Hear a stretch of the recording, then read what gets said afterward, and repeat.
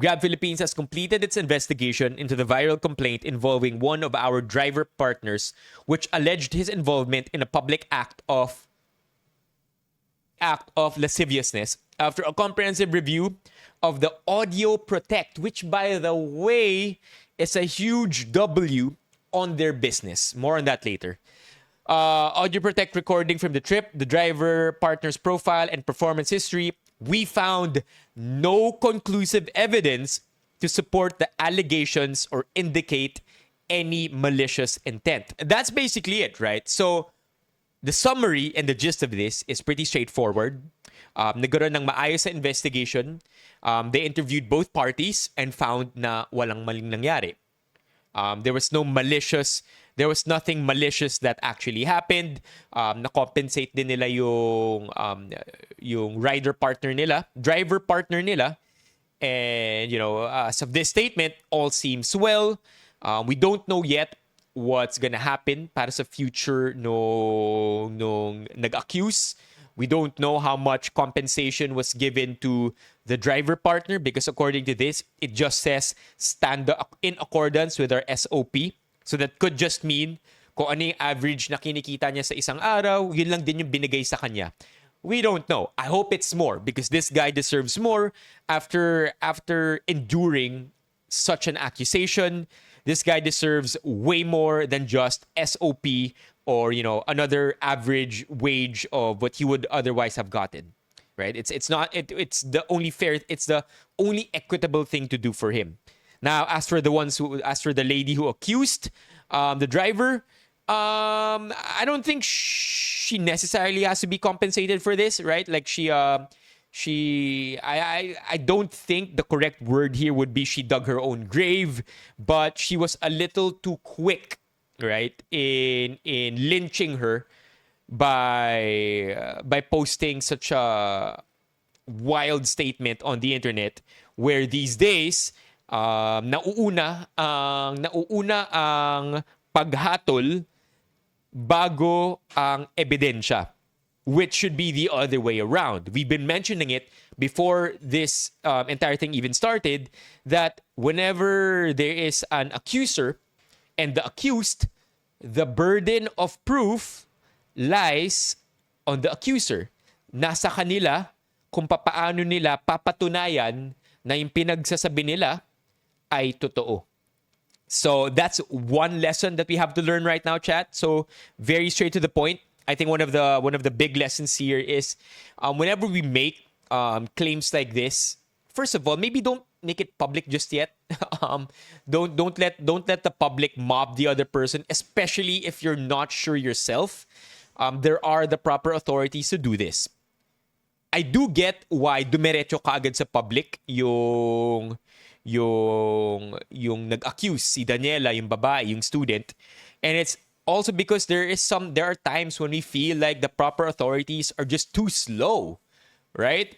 But in this case, even if ginawa niya online, it backfired on her because her claims aren't as substantial as she thought they were. Another thing we can take away from this is the W that Grab did, right? Sobrang ganda nung pag-handle ng Grab dito. They didn't make any wild statements. They didn't pick a side. You already know that just a few weeks ago, right? Just a few weeks ago, with the whole SM and Sampaguita girl issue, SM was quick to take a side. I suppose because there was video evidence already, which could have been enough for them. But in contrast, Grab took their time. Grab could have, of course, listened to the audio recording and then that was it. But because Grab took their time, but even if they did, medyo mabilis din yung resolution. Grab took their time. They listened to both parties and resolved it as fast as they could, while also taking into account the perspectives of everybody involved. So that's a big win for Grab. They also put out here na kinompensate. I've already talked about this earlier. Thank you, Papa P! What color do you like for our light here? They already mentioned earlier na let's go! Let's go, Manny! I already mentioned na sana yung compensation sa kanya is not just for the passengers that he lost during the time na na-deactivate siya, but also compensated for the damages, the mental stress, and all the hurdles that he had to go through to prove his innocence.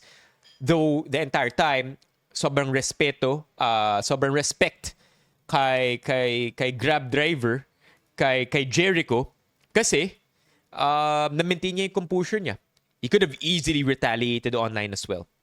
And then lastly, I keep seeing this in the comments, as in chat right now.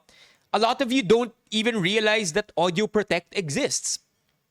I'll be honest with you, whenever I see Audio Protect on my phone, I don't know what the heck that means. I just leave it there because it says it's protecting my safety.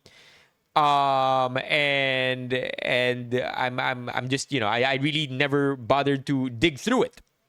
But this was a huge opportunity for Grab to prove the efficacy, the effectiveness of their Audio Protect, because here on moving forward, everybody's gonna have an increased confidence in taking Grab. Now, am I for Grab as a business? But them rolling this out and plugging it in sa investigation nila and in their official statement definitely proves how valid this feature is and how important it is for everybody to have their Audio Protect turned on. Because I think there is an option for you to turn it off. Now you know that if ugali mong patayin yung Audio Protect mo, now you know what it could do for you if you leave it on. All right? So that's basically it. Any other learnings, chat? Okay, another thing I want to learn. Another thing I think that was that doesn't get mentioned enough is just how noble Jericho is. Our Grab driver, our Grab driver, si Jericho na na-accuse, sobrang nonchalant, right? Very very well written yung mga Facebook posts niya. Whether or not those Facebook posts were vetted and reviewed doesn't really matter, because the way those were written kind of calmed everybody down, right? And if in a stressful situation, you are the calm person and you express this kind of energy to everybody, sobrang laki ng effect neto sa buong group, sa lahat ng taong nakikinig sa'yo. So you wanna be the cool cucumber when everybody is frantic and panicking. So that's another thing to take away from this. Other than that, anything else I'm missing, chat? We shouldn't be too quick to post on the internet, lalo na kung hindi tayo sure sa mga pinagsasabi natin. Too risky. Time and time again, we see a post, we react to it too quickly, and then we realize na mali pala tayo in the end, or that we reacted too soon. Stories like this, I feel like we have to let roll out first, right? Get more information out of it before we make a proper comment on it. I first learned my lesson nung chat, sino nagpatattoo sa noo?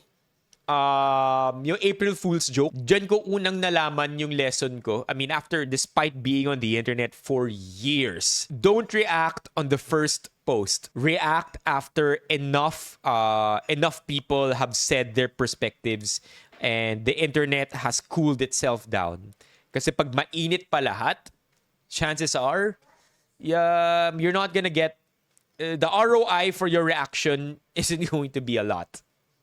Yeah, scripted, di ba? Pero lahat tayo, bilis nating nag-react kasi emotions are high. So naturally, mga reactions natin aren't going to be level-headed.